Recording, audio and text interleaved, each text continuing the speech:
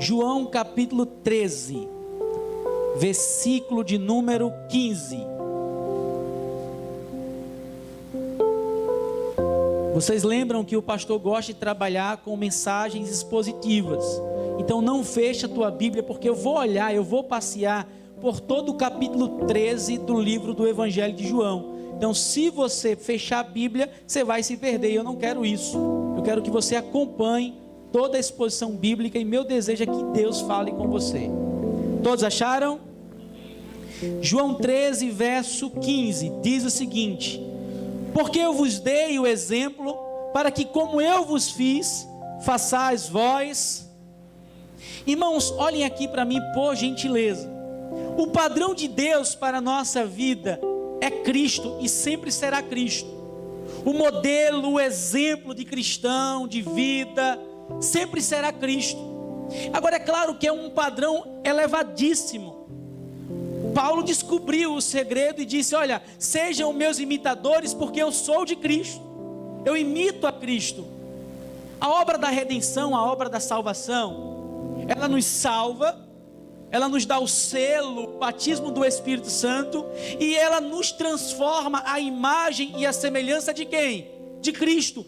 Dia após dia nós somos moldados à imagem de Cristo, dia após dia. Sabe, irmãos, precisa haver uma distinção clara entre você, entre nós que somos crentes, as pessoas do mundo. Paulo vai falar isso escrevendo sua primeira carta aos Coríntios, no capítulo 5. Ele vai dizer: olha, vocês não devem ter associação com aqueles que são do mundo, vocês devem ser diferentes.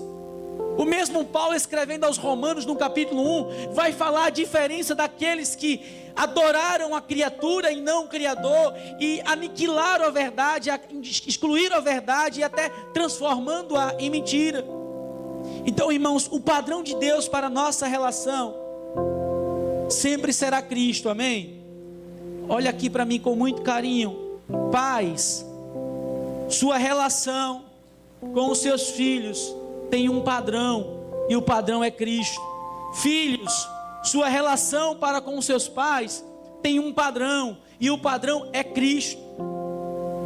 Amigos, sua amizade precisa ter um padrão, e o padrão quem é, irmãos? Cristo. Namorados, o namoro precisa ter um padrão. Quem é o padrão, irmãos? Cristo. Esposo, o modo como você trata a sua esposa, o modo como você se porta em casa, tem um padrão. Qual é o padrão, irmãos? Cristo. Esposa, da mesma forma, tem um padrão para você, mulher, o padrão é Cristo. Patrão, você que tem funcionários, você tem um padrão para tratar os funcionários. Qual é o padrão, irmãos? É a meta do século, é o dinheiro, é o lucro da empresa, é isso, irmãos? Qual é o padrão de um patrão? Cristo. Funcionário, seja público, seja de empresa privada, tem um padrão para a sua vida, e o padrão também é Cristo. Nos seus negócios há um padrão. Qual é o padrão, irmãos? Cristo. Deus nunca vai baixar o padrão dele por minha causa. Deus nunca vai reduzir o padrão dele, porque ele gosta tanto de mim que ele vai dar um jeitinho para me favorecer. Deus nunca fará isso. E Cristo aqui está dizendo: olha, porque eu vos dei exemplo, assim como eu vos fiz, façais vós também. Olhem para mim e façam o que eu fiz. O padrão que o próprio Cristo aqui cobra aos seus apóstolos, aos seus discípulos, aos seus seguidores, é Ele mesmo. Eu não quero nada mais nem nada menos do que eu mesmo. Sejam parecidos comigo. Sabe, queridos, hoje eu quero tratar da minha relação, da sua relação com a sua igreja local. Como deve ser a nossa relação? Qual é o modelo da minha relação com a igreja de Jesus Cristo?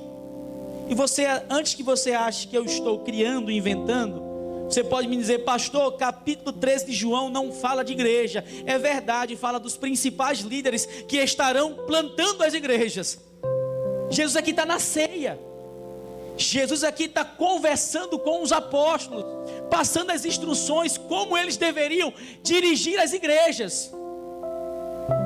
E aqui Jesus não baixa o padrão, ele nivela todo mundo a ele mesmo, sejam semelhantes a mim. Não podemos baixar o padrão continua sendo o mesmo, Cristo Jesus. Se você quer um padrão menor do que o de Cristo, você vai sofrer. E também você não vai encontrar um padrão mais elevado que Cristo. Então, irmãos, a minha relação, o modelo da minha relação com a igreja, tem um nome, deve ser quem? Eu não sei se vocês que fazem parte da lista de transmissão receberam, mas eu mandei uma arte, mandei um texto em PDF. Eu queria que vocês lessem o texto. São apenas 10 páginas. Se for frente e verso, 5 páginas só. 5 páginas. Que vai falar sobre eclesiologia. E eu já trouxe essa aula na escola bíblica. Que vai falar como a igreja deve se portar. Como que a igreja deve ser conduzida. Como devemos dirigir uma igreja. E o padrão continua sendo o mesmo. Jesus Cristo, amém? Vamos partilhar algumas lições, olhando para esse tema. O modelo da minha relação com a igreja é... Coisa linda, Jesus. O modelo da minha relação com a igreja é Cristo Jesus. Primeira lição, uma relação de amor. Sabe como é que você deve se portar na sua igreja? Você deve ter uma relação de amor. E nós, claro, entendemos que existe a igreja universal, o corpo de Cristo que ele voltará para arrebatar. E existe a igreja local, que somos nós aqui, Igreja Batista da Comunhão. E o modo como eu devo me relacionar com esta igreja local é uma relação amorosa, de amor. Pastor, me prove no texto. Prova agora, primeiro versículo do capítulo 13. Todos podem abrir aí? Primeiro versículo do capítulo 13. Ora, antes da festa da Páscoa, sabendo Jesus que era chegado a sua hora de passar deste mundo para o Pai, tendo amando os seus que estavam no mundo, amou-os até o... Jesus te amou parcialmente, até você pecar contra ele, ele deixou de te amar. Ele te amou até o fim. Então, se Cristo amou a igreja dele, me amou, te amou, até o final da sua vida, sendo traído, rejeitado, caluniado, cuspido, esbofeteado, a minha relação com esta igreja deve ser uma relação amorosa, amém, irmãos? Você deve sentir amor por sua igreja. Peça a Deus, Deus me dá amor para eu ir para a tua casa, me dá amor para eu me alegrar quando eu vejo os meus irmãos. Me dá amor para eu parar de enxergar os defeitos e começar a sentir prazer na tua casa, Senhor.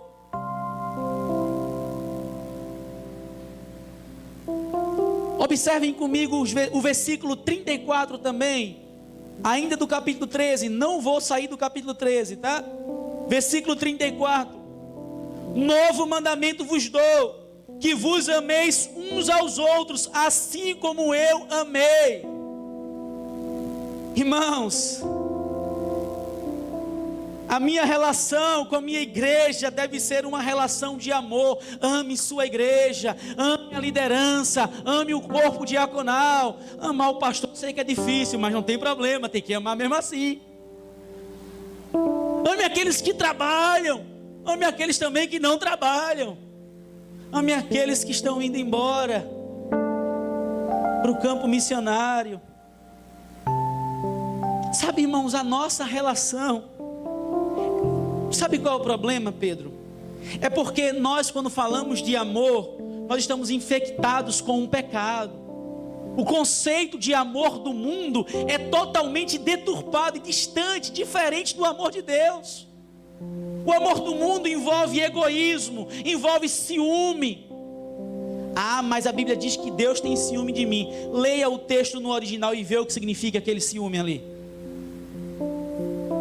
O amor do homem, do mundo, envolve egoísmo, soberba, orgulho, vaidade, aonde ele tem que ser o centro amado. Já o amor de Deus, o amor que Deus quer que eu tenha, que você tenha, é o amor de Cristo, amém, irmãos? Ele não vai baixar o padrão nunca. Pastor, e onde é que está esse amor? Primeira carta aos Coríntios, capítulo 13. Primeira carta aos Coríntios, capítulo 13. Paulo vai dizer esse amor. Eu quero ler a partir do versículo 4. Primeira carta aos Coríntios, capítulo 13, a partir do verso 4. Qual é o padrão, qual é o modelo da minha relação com a minha igreja? Jesus ali, Davi, está amando os apóstolos, aqueles que iriam dar prosseguimento à obra missionária, a plantação das igrejas. Os pilares das igrejas estão ali naquele momento, naquela ceia com Jesus. E Jesus está ensinando a eles o que é o amor. Dizendo, a minha igreja, ela tem que ser fundamentada no amor. Não no seu achismo, não no seu pressuposto. Versículo 4. O amor é paciente, é benigno. O amor não arde em ciúmes, não se ufana, não se ensoberbece, não se conduz inconvenientemente,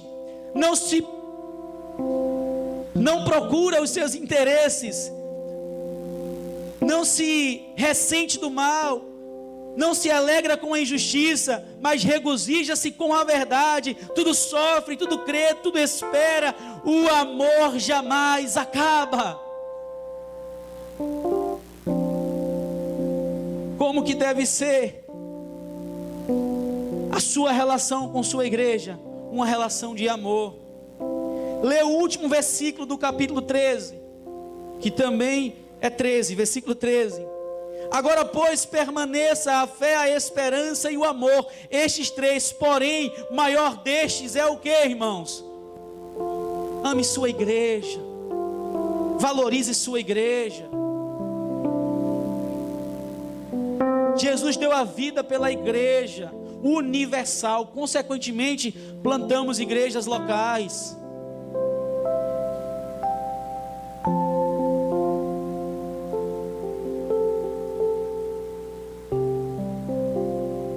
Pastor, o modelo da minha relação com a igreja é Jesus.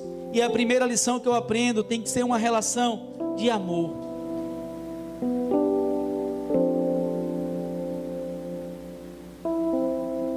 A pandemia atingiu muita gente e vai continuar atingindo até Deus quiser parar com esse vírus, amém, irmãos?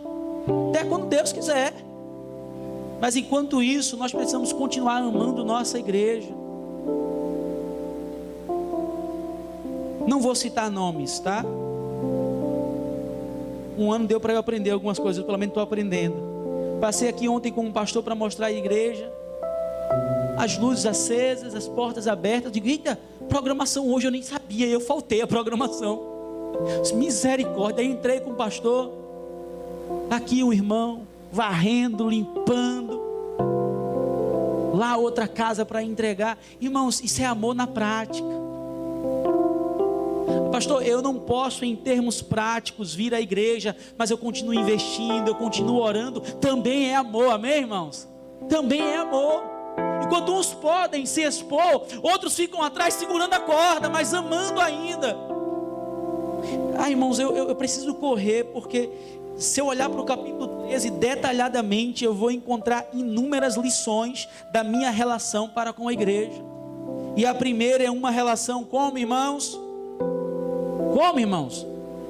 Amor, misericórdia. Meia hora falando só sobre o amor. O irmão ainda ficou com dúvida do que falar. Meu Jesus amado. Segunda lição. Leia aí comigo, por gentileza, os versos 4 e 5 do capítulo 13.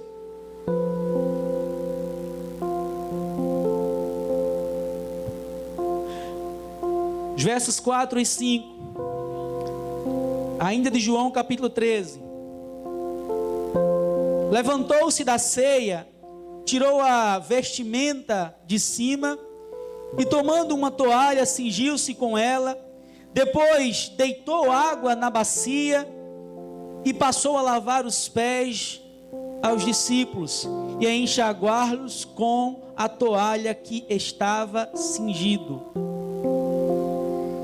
Segunda lição que eu aprendo, como deve ser minha relação para com a igreja, uma relação de entrega, serviço e humildade. Eu vou repetir, como deve ser sua relação com sua igreja local, uma relação de serviço, de entrega e humildade. Entrega, Jesus aqui está partilhando dos últimos momentos, antes que Judas conclua a traição, porque o diabo já havia colocado no coração de Judas o desejo da traição. Jesus aqui está dizendo, olha, daqui a pouco eu estou indo embora, eu vou para a cruz, e eu quero deixar para vocês um exemplo de entrega, não apenas o ato de lavar os pés, mas a humildade, porque eu sou o rei dos reis, e estou lavando os pés dos meus discípulos. Mas não só isso, todo esse simbolismo aponta para a cruz também, a minha entrega total por vocês. Eu não vim aqui para me entregar parcialmente, mas de forma completa, plena. Então, querido, se entregue para a sua igreja local. Sirva a sua igreja local, amém? A igreja hoje está cheia, Deus seja louvado por isso. Deus seja louvado por isso.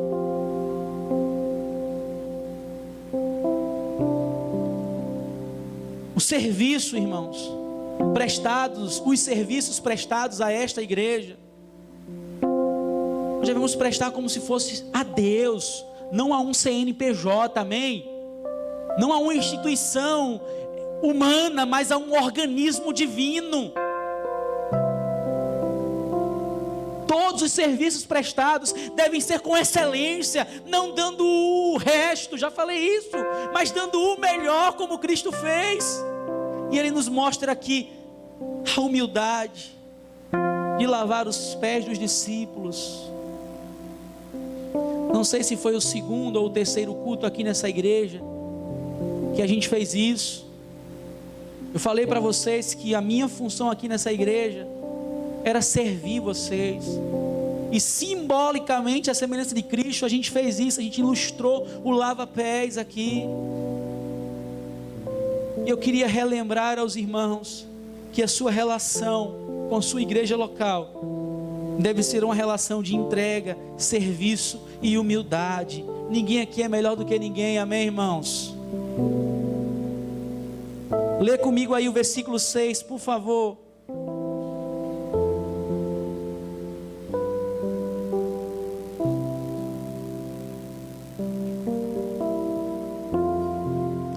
Pedro se escandalizou.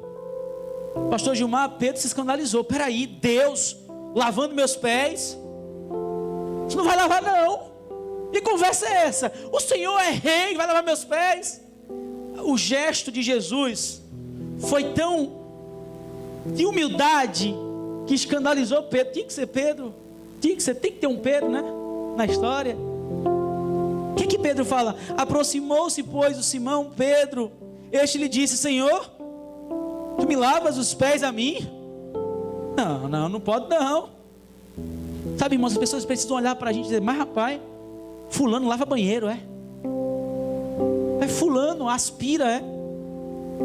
Vai fulano tem um cargo bom na sociedade, mas fulano serve a ceia. Isso é igreja, amém, irmãos? Isso é igreja, onde ninguém é maior que ninguém, onde todos são nivelados à imagem e à semelhança de Cristo Jesus, e o padrão sempre será Ele, amém? O texto continua e eu preciso correr. Os versículos 12 e 15, a terceira lição. Os versículos 12 e 15.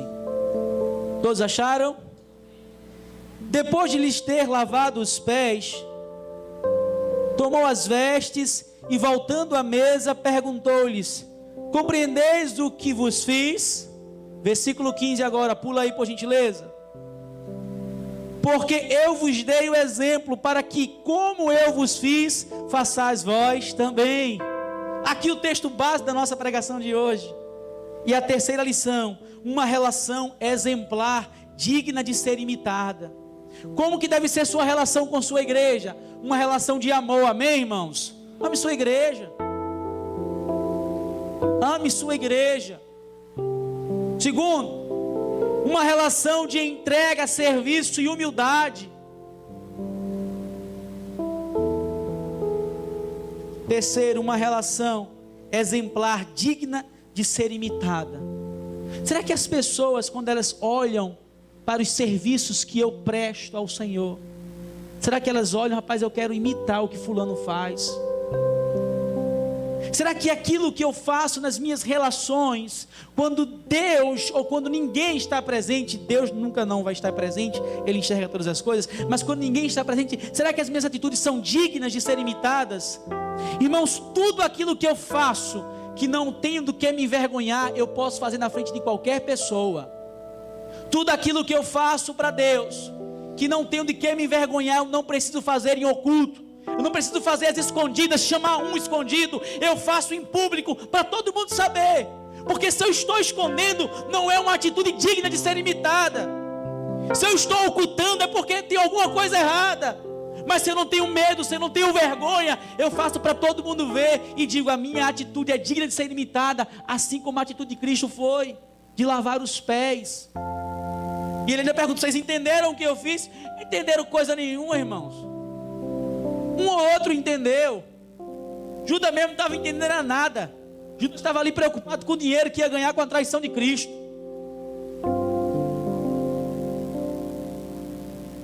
Uma relação exemplar, digna de ser imitada. A minha relação com a igreja deve ser assim. As pessoas precisam olhar e dizer: rapaz, como fulano é fervoroso, como fulano é piedoso, rapaz, fulano se entrega mesmo. Essa é a minha relação com a igreja. O oposto dessa relação, uma relação exemplar, pastor Gilmar, uma relação digna de ser imitada, é a primeira carta aos Coríntios, capítulo 5 e Romanos 1. Vamos dar uma olhada rapidamente, bora? Vamos lá? 1 Coríntios, capítulo 5. O oposto, Pedro, de uma relação que não se deve ser imitada. Versículo 9 de 1 Coríntios 5, o oposto. 1 Coríntios capítulo 5, verso 9. Já em carta vos escrevi que não vos associeis com o que, irmãos? Paulo está dizendo que a igreja de Jesus não pode se associar com quem?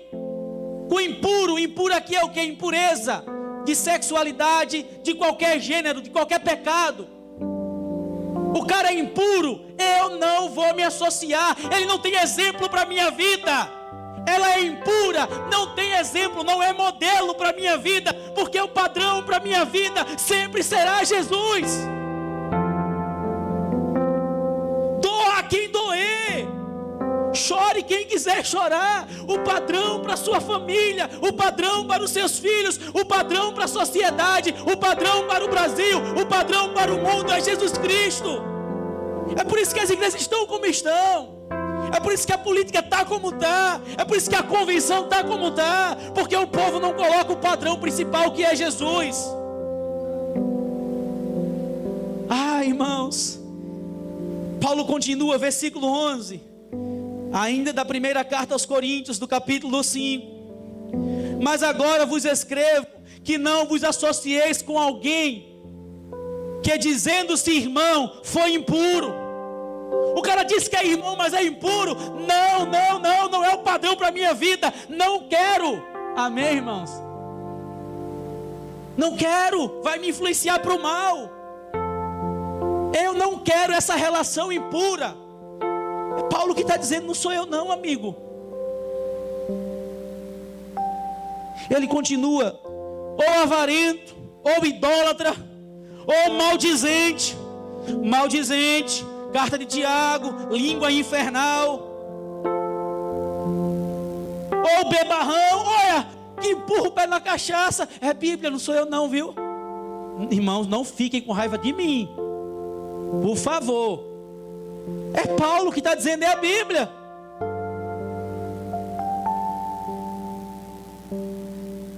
Tá, irmãos, deixa eu concluir essa terceira lição. A minha relação para com minha igreja local, Germana, deve ser uma relação exemplar, digna de ser imitada. E o oposto é o que Paulo fala aqui em Coríntios e em Romanos. Vamos olhar a carta aos Romanos, vamos. Capítulo 1, viu, irmãos, de Romanos.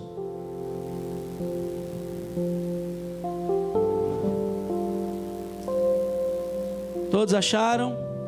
Romanos 1. O capítulo todo, irmãos, vai falar de homem que tem relação sexual com homem, mulher que tem relação sexual com mulher, homem que adora a criatura, que adora a imagem. O capítulo todo é uma exortação. O capítulo todo é o oposto de uma vida exemplar. O capítulo todo, mas em especial, a partir do versículo 28, leia aí comigo. Capítulo 1 de Romanos, verso 28. E por haverem desprezados o conhecimento de Deus, o próprio Deus os entregou a uma disposição mental reprovável, para praticarem coisas inconvenientes, verso 29, cheios de toda injustiça, malícia, avareza e maldade, possuídos de inveja, homicídios, contenda, dolo e malignidade, sendo difamadores, caluniadores, aborrecidos de Deus, insolentes, soberbos, presunçosos, invejosos, males, desobedientes aos pais. O oposto de uma vida exemplar é isso aqui. É isso que você quer para os seus filhos, irmãos? É isso que você quer para os seus filhos? É isso que você quer para a sociedade? É isso que você quer para a igreja aqui da comunhão? É isso aqui? Respondam, irmãos, por favor. Eu também não. Eu também não. Versículo 32. Ora, conhecendo eles a sentença de Deus, de que são passíveis de morte, os que tais coisas praticam, não somente as fazem, mas também aprovam os que assim procedem. Não basta ter uma vida exemplar, também tem que não concordar com quem não é exemplar. Tem que repudiar, tem que reprovar, tem que corrigir, tem que repreender e tem que amar, amém, irmãos? Tem. Deixa eu ir para a quarta lição, acho que já deu para entender.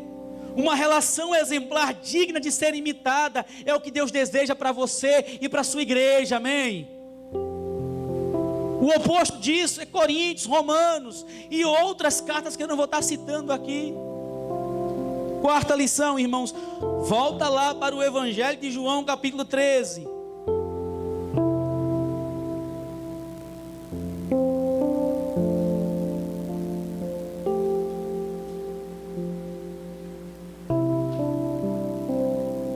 Os versículos 18 e 21. Quarta lição. Todos acharam? Não falo a respeito de todos vós, pois eu conheço aqueles que escolhi. É antes para que se cumpra as escrituras. Aquele que come do meu pão levantou contra mim seu calcanhar. Agora vai lá para o versículo 21, por favor. Ditas estas coisas, angustiou-se Jesus em espírito e afirmou: em verdade vos digo, que um dentre vós me trairá. Jesus lava os pés. Jesus está ensinando tudo para a escola apostólica, dizendo como eles devem plantar as novas igrejas, como eles devem proceder. E Jesus agora precisou dizer que lá na igreja tinha um traidor, tinha um Judas que o vendeu, que o traiu, que o trocou por moedas. Irmãos, a quarta lição que eu aprendo: a minha relação com a igreja é uma relação espiritual e consciente. Espiritual para que se cumpra as escrituras. Consciente, Jesus sabia que nem todos prestavam. Jesus não era bobo não, viu? Se Jesus recebia um vídeo de um pregador que recebeu a seguinte pergunta da ovelha: pastor, Jesus se equivocou ao escolher Judas para o apostolado? Claro que não. Jesus sabia quem era Judas. Ele fez isso para que se cumprissem as escrituras. E ele era consciente de que a igreja que ele pastoreava não era perfeita. A igreja da comunhão nunca será perfeita, amém, irmãos? Perfeição só quando chegarmos à estatura de varão perfeito, só lá no céu. Aqui na terra, eu vou falhar, você vai falhar, nós vamos falhar, mas nós não vamos nos conformar com a falha, com o erro, amém, irmãos? Não vamos. Jesus nunca falou que a igreja seria perfeita. Olha, alguns textos, só para que você possa ter ciência que Jesus sabia quem era Judas, tá? Para você não achar que Jesus se equivocou. Versículo 2: durante a ceia, tendo já o diabo posto no coração de quem, irmãos? De Judas. Jesus sabia que Judas ia traí-lo. Versículo 11 agora. Versículo 11.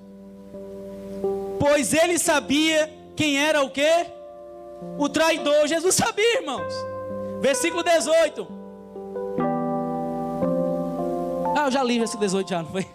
Vou dar lição, desculpa aí. Versículo 26, versículo 26.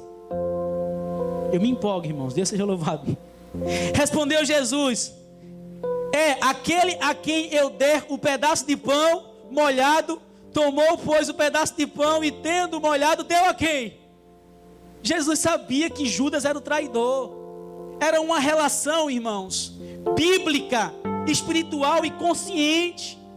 Nunca uma igreja será perfeita. Sabe qual é a minha crise, Gi? Eu vou dizer aqui minha crise, irmãos. O irmão está frustrado com a igreja porque é imperfeita. O irmão está frustrado com a igreja porque não encontrou a perfeição que ele queria. Aí ele sai da igreja, ele encontra a empresa cheia de defeitos, não perde a conta do emprego, né?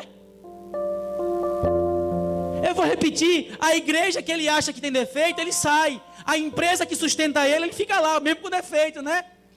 Hipócrita. Dois pesos, duas medidas. É por isso que o movimento desigrejado cresce no país. Porque aqueles que são perfeitos estão fora da igreja. E os que são imperfeitos estão dentro da igreja, querendo louvar a Deus, entendendo que o padrão sempre será Jesus. Então deixa eles lá fora. Nós vamos continuar aqui dentro, imperfeitos, conscientes, mas biblicamente coerentes. Amém, irmãos?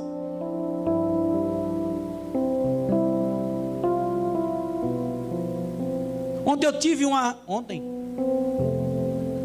nem sei, acho que foi ontem, tive uma reunião, ou foi antes de ontem, com a juventude, uma reunião de alinhamento, para a gente alinhar o modo como nós vamos tratar uns aos outros. A semelhança de Mateus, chamar o irmão tete a tete, conversar com ele. Já tive essa mesma reunião de alinhamento com um louvor aqui. Pastor, não está tocando no tom que eu consigo, procure o aço, é culpa dele, não minha, não tem nada a ver com música, eu nem entendo. E às vezes quando eu canto no final, ficam tirando onda comigo: pastor, você canta ruim. Eu já disse que canto ruim, eu já disse. 2 dias antes de romper o ano, eu tive uma conversa com o irmão Marcos, presidente do corpo diaconal, com a Júlice, diaconisa, com a irmã Lúcia, diaconisa também. Disse: olha, minha postura vai ser Mateus agora, viu? Quando alguém vir falar alguma coisa, eu vou passar a bola para outra pessoa. Fale com fulano, comigo mesmo não. Procure fulano em primeiro lugar. São coisas, reuniões de alinhamento, para que a gente possa, sabe, irmãos, andar em unidade, em amor. Tem nada que esconder, amém, irmãos?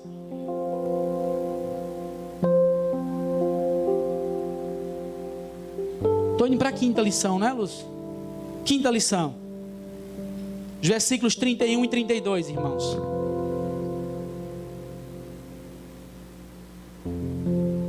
Uma relação espiritual, viu, irmãos, e consciente. É uma relação assim, biblicamente espiritual, mas consciente. A igreja tem imperfeito. E se porventura você encontrar uma igreja perfeita, como foi me dito esses dias, quando você chegar nela, deixou de ser perfeita. Você chegou, eu cheguei. 5ª lição, os versículos 31 e 32.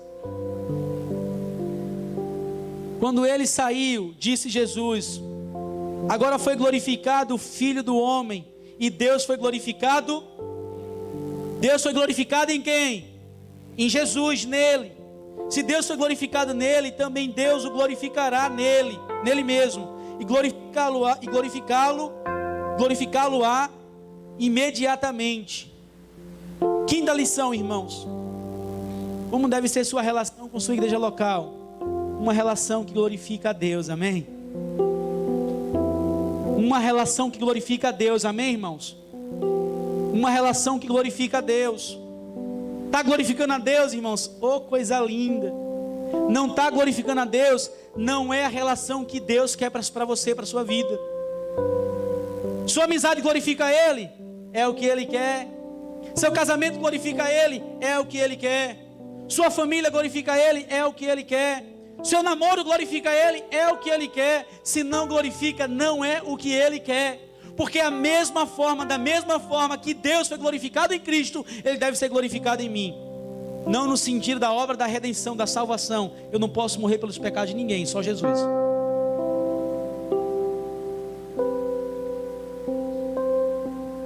Deus foi glorificado nele, em Cristo Jesus.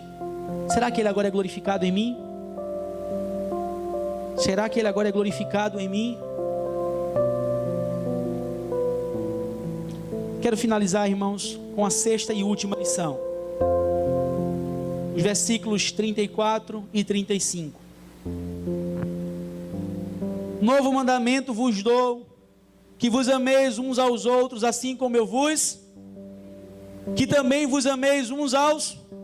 Nisto conhecerão todos que sois meus discípulos, se estiverdes amor uns pelos outros. O amor nos une, amém, irmãos? O amor não nos separa, amém? Sexta lição que eu aprendo: uma relação unificadora. Irmãos, qualquer atitude que me separe de você, qualquer atitude que causa fissura, que faz com que eu passe por você e só fale tecnicamente, não é de Deus. A relação que Deus quer que eu tenha com meu irmão é uma relação íntima, uma relação próxima, uma relação de amizade, uma relação de amor, amém? O diabo é especialista em converter sua mente, converter minha mente, e pegar o texto bíblico e deturpar. Então, por favor, o amor nos une, não nos separa. Está com raiva do irmão, se aproxima mais perto dele, para amá-lo, para cuidá-lo. Não o inverso. Não o inverso, não faça isso não, em nome de Jesus. Eu estou com raiva do meu pai, a partir de hoje não falo mais com meu pai, é o que o diabo quer. Eu estou com raiva da minha esposa, agora não falo mais com ela, é o que o diabo quer.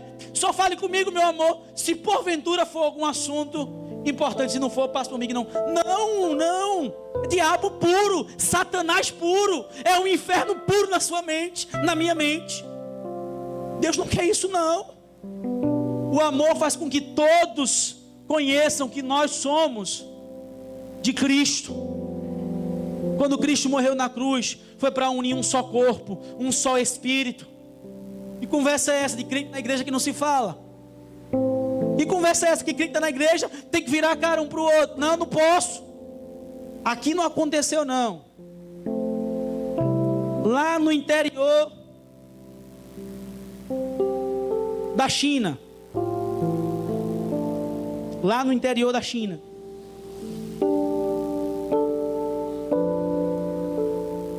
eu vi isso, tá? No interior da China. Eu fui lá uma vez, em pensamento. Nunca fui. Tá? Eu vi, eu estava na igreja, mas não vou dizer o nome da igreja não. E não foi aqui não. O pastor da igreja e eu como o outro pastor lá. O irmão disse para o outro: a partir de hoje, se você passar do lado da calçada, eu vou para o outro. E o pastor olhou assim e fez: como é? Agora tem que ter uma calçada para cada um, é? Agora tem que ter uma igreja para cada um, é? É o que o diabo quer, gente. É o que o diabo quer. É o que o diabo quer. Se todas as vezes que eu fizesse raiva a Rafaela, ela me se afastasse de mim, meu Jesus, ela morava no interior da China e eu aqui no Brasil. Eu já hoje fiz tanta raiva para ela, ontem, e vou fazer amanhã de novo. Mas o amor nos une, amém, irmãos? O amor tudo sofre, Coitada da minha esposa, a bichinha sofre, viu?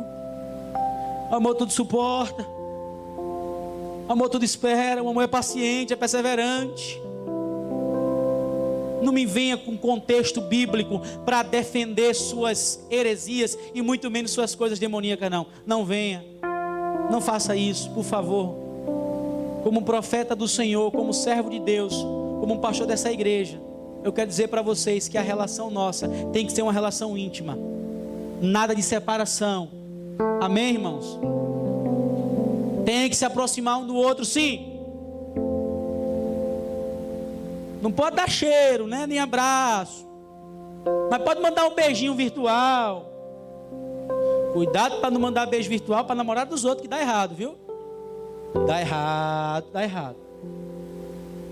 Quero finalizar, irmãos. O tema é simples. O modelo da minha relação com a igreja é misericórdia. Vou pregar tudo de novo. Ô João, ninguém entendeu nada, João. Eu não valho. Valho, João, valho sim. Eu valho, João. Gente, vê só. O modelo da minha relação com a igreja é que, irmãos? Isso. E como deve ser minha relação? Uma relação de amor, amém? Uma relação de entrega, serviço e humildade. Quem aqui é melhor do que alguém? Quem é melhor? Ninguém não, irmãos. Eu peco, eu falho, eu vou lhe ofender, eu vou. Eu tenho que segurar minha língua também. Uma relação exemplar, digna de ser imitada. As pessoas precisam olhar para mim e dizer: eu quero ser igual o Wembley. Não aprenda os defeitos não, viu? Que são mais do que as qualidades. Uma relação espiritual e consciente. A igreja não é perfeita não. Vai ter um Judas, vai ter um Wembley lá dentro, vai ter um Pedro, vai ter um Luiz, vai ter um Dudu, vai ter um eu, vai ter um você, irmãos. E hora a gente está bem, hora a gente está mal. Seja lindo e seja bíblico, seja coerente.